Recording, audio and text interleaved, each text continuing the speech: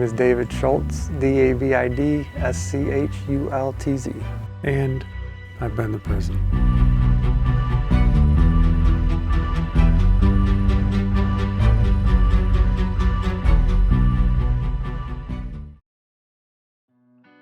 I grew up, I had a rough start as a child. I was abused as a child, and that, I think, shaped my life.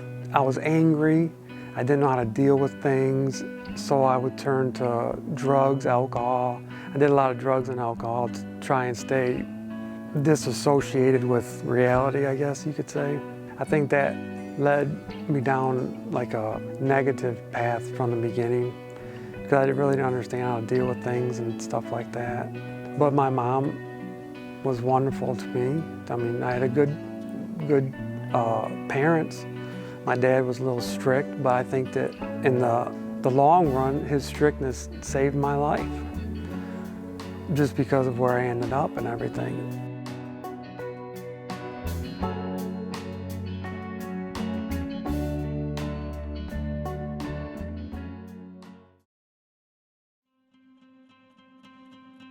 I was incarcerated because I got into an altercation with another man and he ended up passing away. I was scared. It's a very life-altering thing when you first walk in the doors to a prison. No one guides you through it. You know, no one tells you, well, this is what you're gonna expect and this is what you need to do and stuff like that. You're in there and you need to figure it out very fast. In there, it's a whole different world when it comes to groups of people that you hang out with, or gangs, or whatever you want to call it.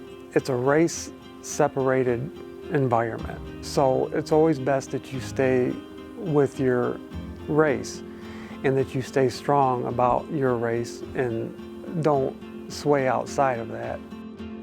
When I was in there, I found out that, you know, even within my race, there were people that I really didn't agree with their thoughts and their ways of thinking, of trying to help each other and help our race inside there to get stronger and do what we needed to do so we could get out and be successful out here.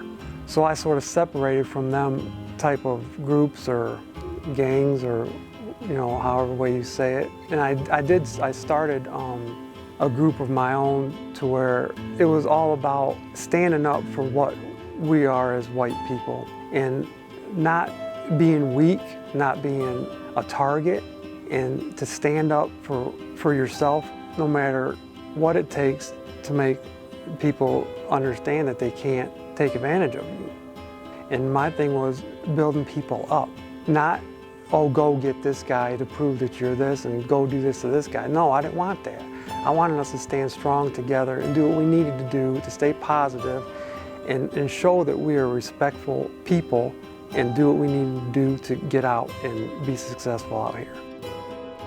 I was attacked and I was a target to other races, because when I seen a new white man come into prison that was young, I knew that he would be targeted, and I would always try and get him and talk to him and build them up and say, this is what's going to happen, this is what they're doing to you, and you need to do this, and I will back you up 100%, as long as I know that you'll fight next to me for yourself. I was attacked for that because they wanted me off the yard, is what it was called. They wanted me out of there because I was helping these white guys build themselves up and stand up for themselves and fight for themselves. And predators don't like that. They want to attack somebody and have them bow down and give them all their stuff, their commissary, which is store stuff that you can get, and they want them to just give it all up. They don't want them to fight. So they seen me, and I was known for that, for someone that built up white people and taught them how to fight for themselves, and they didn't like that. So I got attacked, but I always stood up, and I never backed down, ever. And I think that's why I survived, and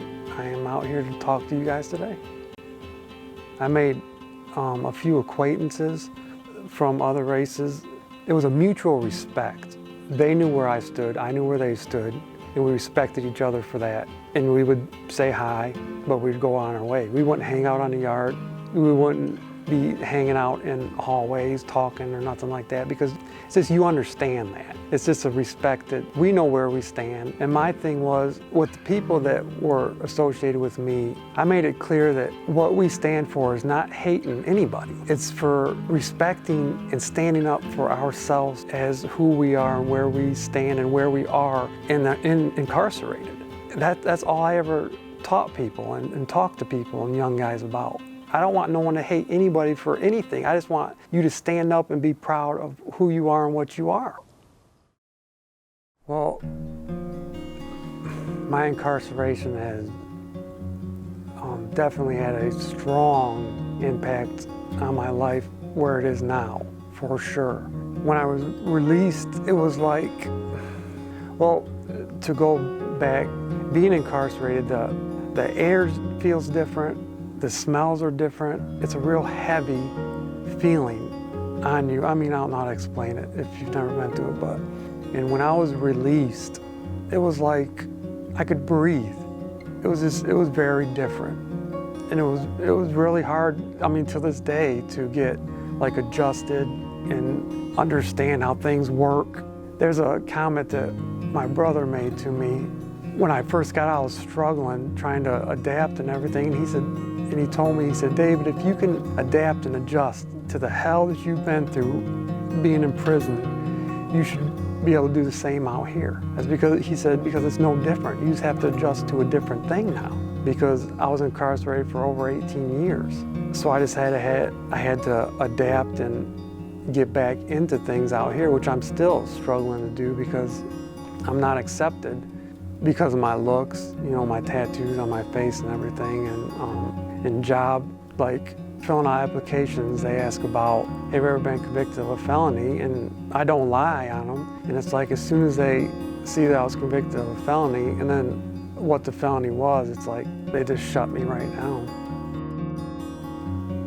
My advice for young people or anybody in general that are struggling in life or have any kind of doubts within themselves that could end up putting them on the wrong road and ending up where I was, just stay strong, figure out what you're thinking, break it down if you have to. Figure it out for yourself because nobody can do it for you.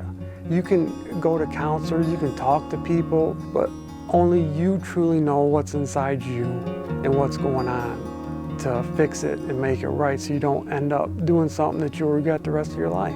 It's not worth it. It's a horrible experience to have to go through. And anybody out here that has never been there has a chance to never go there. And nothing is worth going there. I promise you from my heart. I'd just like to say that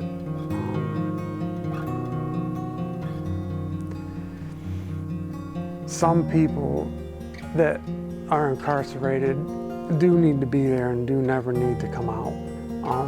But that's not everybody. I just think it would be fair to give people a chance that have changed. And just me personally, I'm not really given the chance by society to show that I deserve to be out here. So, that's it.